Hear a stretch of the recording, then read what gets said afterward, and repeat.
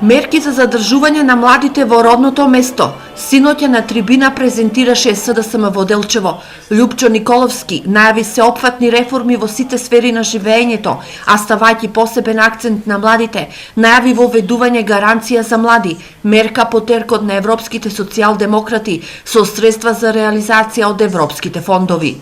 Младинска гаранција која што значи дека по завршувањето на формалното образование на секој млад човек во рок од 4 месеци, без да седи дома и без да има временски период од неговото завршување до избегувањето на пазарот на труд, да добие од државата или понуда за вработување, или понуда за тренинг. Во мерките е предвидено 1 евро главнина за отворање на сопствен бизнис на младите. За 320 најдобри бизнис идеи секоја година на секој млад човек ќе нудиме по 10.000 евра неповратни средства. Ќе отвориме 16 бизнис стартап центри во Македонија, во кои што ќе понудиме за сите овие млади луѓе целокупна правна, финансиска, сметководствена и инфраструктурна поддршка. Николовски најави изградба на студентски град во Скопје, изградба на целосно нови универзитетски кампуси во Штип, Битола и Тетово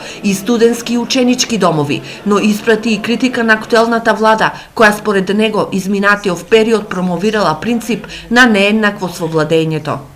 Нееднаквоста ја гледаме насекаде.